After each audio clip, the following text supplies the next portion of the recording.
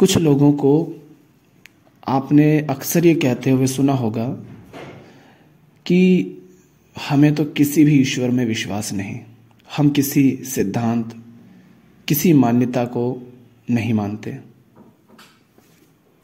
तो इसी विषय से संबंधित और बुद्ध की शिक्षाओं से संबंधित एक कहानी है, उसको सुनिए। बुद्ध के दो अच्छे शिष्य थे, सारिपुत्त और मोदगल्यायन। कहानी है, हो सकता है उसमें कुछ ऊपर नीचे और कुछ भी हो। दो शिष्य थे, वो अपने एक मित्र को, जिसका नाम दीर्घनख था, उसे बुद्ध से मिलवाने के लिए लाए, जो कि वास्तव में सारिपुत्त के चाचा ही थे और संजय उनका नाम था जिससे वो विख्यात थे। तो उनको जब पता चला कि उनका भतीजा बुद्ध का शिष्य बन गया, तो बुद्ध की शिक्षाएं क्या है ये जानने की उनके मन में भी उत्कंठा हुई होगी। तो दीर्घनख ने बुद्ध से पूछा कि गौतम, आपकी शिक्षाएं क्या हैं, आपके सिद्धांत क्या हैं? मैं तो स्वयं किन्हीं सिद्धांतों या मान्यताओं को तनिक भी नहीं स्वीकार करता, मानता ही नहीं, पर आपके सिद्धांत, आपकी शिक्षाएं क्या हैं? बुद्ध ने मुस्कुराकर दीर्घनख से पूछा, क्या आप इस सिद्धांत को मानते हैं कि मैं किसी भी सिद्धांत को अपनाकर नहीं चलता? क्या आप सभी सिद्धांतों की अवमानना पर विश्वास करते हैं? वो पूछ रहे हैं उससे, दीर्घनख से, कि क्या आपको आपके इस सिद्धांत पर विश्वास है कि आप किसी भी सिद्धांत को नहीं मानते? तो यह भी तो एक सिद्धांत, किसी भी सिद्धांत को ना मानना भी तो एक सिद्धांत हो गया ना। तो जो व्यक्ति कहता है मैं ईश्वर को नहीं मानता, यह भी उसका एक मान्यता है। इसका अर्थ मैं ये नहीं कह रहा हूं कि आप ईश्वर को मानो। तो थोड़ा सा वो अचरज में हुआ। उसने कहा कि गौतम, मैं विश्वास करता हूं अथवा नहीं करता हूं, इसका तो कोई महत्व नहीं। तो बुद्ध ने फिर से कहा कि यदि कोई व्यक्ति सिद्धांत के विश्वास का बंदी बन जाता है, यदि कोई व्यक्ति सिद्धांत के विश्वास का बंदी बन जाता है, तो उसकी स्वतंत्रता समाप्त हो जाती है।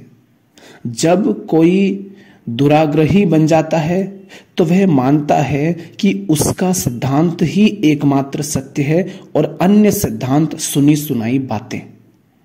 बुद्ध कहते हैं कि समस्त झगड़े और संघर्ष विचारों की संकीर्णता से उत्पन्न होते हैं। समस्त झगड़े और संघर्ष विचारों की संकीर्णता से उत्पन्न होते हैं और वे अनंत रूप से चलते रहते हैं, जिससे मूल्यवान समय ही नष्ट नहीं होता बस, अपितु युद्ध तक हो जाते हैं। जितने भी युद्ध होते हैं, संघर्ष होते हैं, लोगों के अपने अपने अलग अलग विश्वास, अलग अलग मत के कारण ही तो होते हैं ना। एक कुछ मानता है, एक कुछ मानता है, इसीलिए तो लड़ते रहते हैं ना लोग। क्यों? क्योंकि सबको यही लगता है कि मेरा ही सिद्धांत सत्य है, और सिर्फ मेरा ही सत्य है माने दूसरे का सत्य है ही नहीं। तो बुद्ध कहते हैं कि किन्हीं भी मान्यताओं में बंध जाना आध्यात्मिक मार्ग की सबसे बड़ी बाधा है।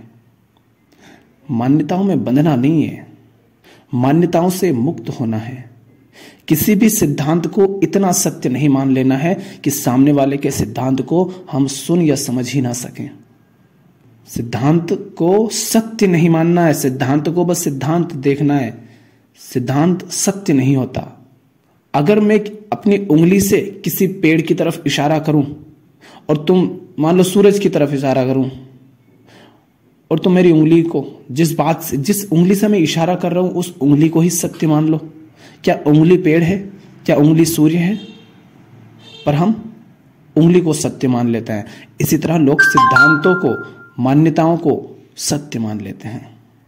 तो बुद्ध कहते हैं कि मान्यताओं में बंध जाना आध्यात्मिक मार्ग की सबसे बड़ी बाधा है। बाधा बन जाता है। संकीर्ण विचारों से बंधा हुआ व्यक्ति उनकी कैद में फंस जाता है और सत्य के द्वार खुलना असंभव हो जाता है। बुद्ध एक कहानी सुनाते हैं उस विदुर को। एक कहानी सुनाते हैं दीर्घनक को, किसकी? एक विदुर की। विदुर क्या होता है? विदुर माने जिसकी पत्नी ना हो, जिसकी पत्नी मर चुकी हो लेकिन बच्चे बच्चे तो हैं उसके। तो एक विदुर था, उसकी पत्नी नहीं थी लेकिन एक बच्चा था 5 वर्ष का, उसके साथ वो रहता था और उस बच्चे को बहुत प्यार करता था, प्राणों से भी अधिक प्यार करता था। अब किसी दिन वो किसी काम से अपने बच्चे को घर पर ही छोड़कर बाहर चला गया। उसके जाने के बाद कुछ लुटेरे आए, उसके घर को लूटा, घर को फिर आग भी लगा दी और उसके पुत्र का वो अपहरण करके ले गए। और जब व्यापारी वापस आया तो उसने देखा कि घर तो जला हुआ है और एक छोटे बच्चे की बुरी तरह से जली हुई लाश भी वहां पर पड़ी थी। उसने ये समझा कि यह तो उसके पुत्र का ही शव है और वह बहुत दुखी हो गया, दुख से बड़ा ग्रस्त हुआ। उसको लगा कि उसका ही लड़का है, तो उसने उस जले हुए शव की उसका अंतिम संस्कार किया, उसकी अस्थियां और भस्म एक थैले में रख ली और फिर वो जहां भी जाता उस थैले को साथ लेकर ही जाता। कई महीनों के बाद ऐसा हुआ कि उसका जो बेटा था, क्योंकि बेटा तो बच गया था ना, उसका अपहरण करके ले गए थे, तो कई महीनों के बाद ऐसा हुआ कि उसका बेटा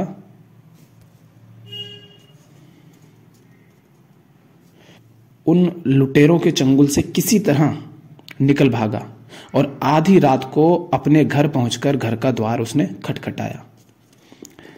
अब अंदर से कोई जवाब नहीं आ रहा, तो उसने बार बार खटखटाया द्वार और चिल्लाकर बार बार कहा कि मैं आपका बेटा हूं। लेकिन पड़ोसी ने किस बात पर विश्वास कर लिया था कि उसका बेटा तो मर चुका है, उसकी अस्थियां उसके पास हैं। तो उसने ये सोचा कि उस व्यापारी ने यह समझा कि पड़ोस का कोई बच्चा होगा जो उसके पुत्र प्रेम का मखौल उड़ा रहा है। वह थैले में लिए घूमता था ना, अस्थियां भी, बड़ा प्रेम था उसको उससे, तो कोई होगा बच्चा अड़ोस पड़ोस का जो मखौल उड़ा रहा है यूं ही मेरा। और उसने यही सोच करके दरवाजा खोला ही नहीं। अब पुत्र ने बहुत कोशिश कर ली, थक हार कर उसका पुत्र वहां से चला गया और पिता और पुत्र फिर सदा के लिए बिछड़ गए। तो बुद्ध फिर उस दीर्घनक से कहते हैं, उस व्यक्ति से कहते हैं कि मित्र, यदि किसी मान्यता को ध्रुव सत्य मानकर उससे चिपटे रहते हैं तो एक दिन अपने को उसी विधुर की स्थिति में पाते हैं। हो सकता है अभी तुमको लगे कि तुम्हारी बात सही है, लेकिन फिर तुम्हारी हालत भी उसके जैसी हो जानी है। हमें तो सत्य का ज्ञान हो चुका है, हमें तो सत्य का ज्ञान हो चुका है। इस विश्वास के कारण वे अपने मन के द्वार सत्य सामने होने पर भी नहीं खोलते, भले ही सत्य स्वयं द्वार पर दस्तक क्यों ना दे रहा हो। अब बात दीर्घनक को जची तो सही, पर उसने भी फिर बुद्ध से पूछा, बात तो ठीक लगी उसको, पर उसने पूछा कि गौतम, आपकी अपनी शिक्षाएं क्या है? यदि कोई आपकी शिक्षाओं का अनुसरण करे तो क्या वह भी संकीर्ण विचारों का बंदी नहीं हो जाएगा? क्योंकि आप भी कुछ शिक्षाएं देते होंगे और वो भी उन्हीं को ध्रुव सत्य मानकर बैठ जाए। तो बुद्ध कहता है कि मेरी शिक्षाएं ना तो कोई सिद्धांत हैं, लेकिन आपने देखा होगा लोगों ने सिद्धांत बना लिए। वो सुना होगा ना, एक जो सबसे ज्यादा प्रचलित है, हम तो खुद जानेंगे, अप दीपो भव, अपना दीपक खुद बनेंगे। उन्होंने इस शब्द को पकड़ लिया, इस मान्यता को पकड़ लिया लोगों ने, है ना, ये सिद्धांत पकड़ लिया। जिन्होंने सिद्धांत दिए ही नहीं, उन्होंने उनके नाम पर लोगों ने सिद्धांत पकड़ लिए हैं। बुद्ध कहते हैं कि मेरी शिक्षाएं ना तो कोई सिद्धांत हैं और ना ही कोई दर्शन, क्योंकि यह ना तो किसी वाद विवाद के निष्कर्ष हैं, है ना, कि दो लोग वाद विवाद कर रहे हैं उसके परिणाम स्वरूप कुछ एक निष्कर्ष निकला हो, ना तो ऐसा कुछ है, और ना ही विभिन्न दर्शनों के समान मानसिक मान्यताएं। जैसे होता है ना कि कोई दर्शन है, वो कहता है, वो दावा करता है कि अग्नि, जल, वायु, पृथ्वी और आत्मा से सृष्टि का सृजन ही आधारभूत सत्य है। या कोई दर्शन कहता है कि सृष्टि का अंत होता है, कोई कहता है कि वे अनंत है, या कोई कहता है कि सृष्टि तो नित्य है, या कोई कहता है कि सृष्टि अनित्य है। बुद्ध कहते हैं कि इस तरह की जो मानसिक मान्यताएं हैं और विचारधाराएं हैं, ये तो उन चींटियों के समान है जो कटोरी के किनारे की ही सतह पर, कटोरी के किनारे ही सतत परिक्रमा करती रहती हैं, किंतु पहुंचती कहीं नहीं। रहता ना कटोरी जो ऊपर है ना, उसके किनारे किनारे घूमते रहो, बस चक्कर काटते रहोगे, कहीं पहुंचोगे नहीं। जैसे कोई एक चींटी हो और कुएं की दीवार पर बिल्कुल सीधे घूमती रहे तो घूमती रहेगी, वहां कहीं पहुंचेगी नहीं। तो बुद्ध कहते हैं कि मेरी जो शिक्षा है वो कोई दर्शन नहीं है, ये तो प्रत्यक्ष अनुभूतियों के परिणाम है। बुद्ध कहते हैं कि आप वो सब जो मैं कहता हूं, जो मेरे कथन है, उनकी अपनी अनुभूतियों के द्वारा पुष्टि कर सकते हैं। बुद्ध कहते हैं कि मैं शिक्षा देता हूं कि सभी वस्तुएं अनित्य हैं, प्रतीत्य समुत्पाद हैं और उनकी कोई पृथक सत्ता नहीं है। अनित्य हैं, प्रतीत्य समुत्पाद हैं और उनकी कोई पृथक सत्ता नहीं है। यानी वो कहते हैं कि कोई भी पदार्थ जो है वो किसी एक मूल स्रोत से उत्पन्न नहीं होता। फिर कैसे होता है?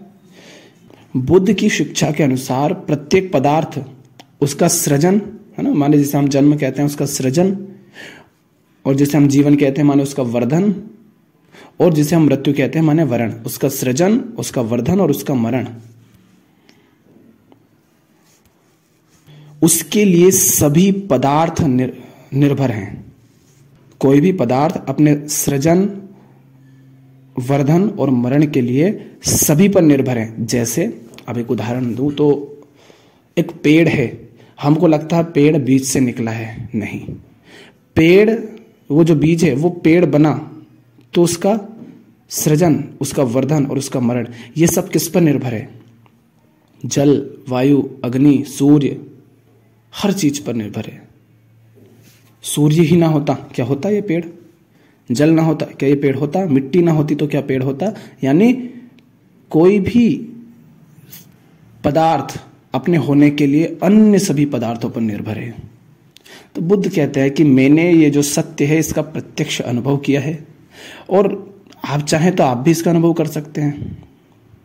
मेरा उद्देश्य इस सृष्टि की रचना के विषय में बताना नहीं है कि सृष्टि की रचना कैसे हुई, वरन अन्य लोगों को प्रत्यक्ष अनुभूति करने में सहायता करना है।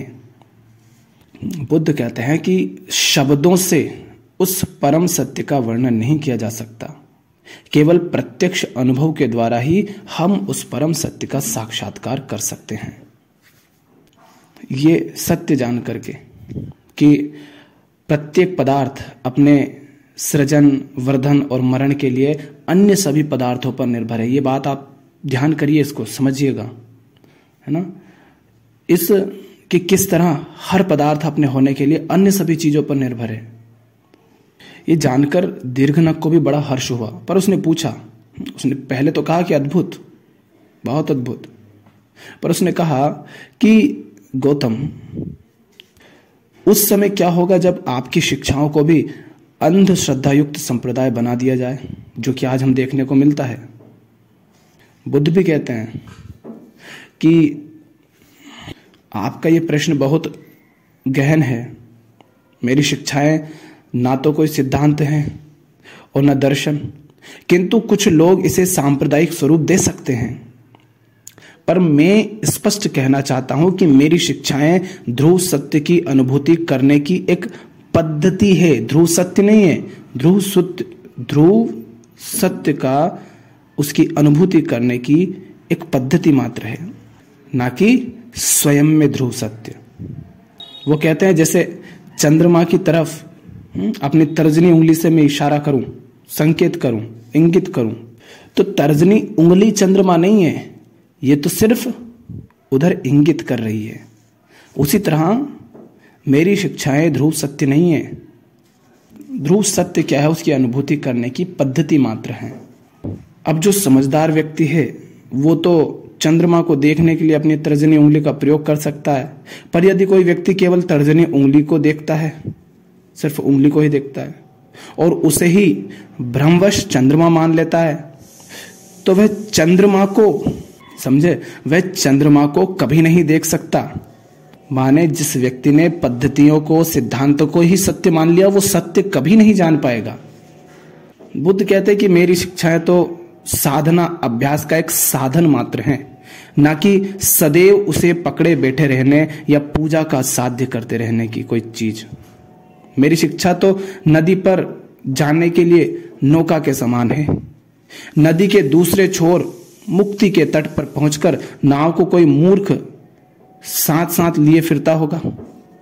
तो फिर दीर्घनख ने पूछा कि कृपा करके मुझे भी वे मार्ग बताइए जिससे कि कष्टपूर्ण भावनाओं से मुक्ति मिल सके।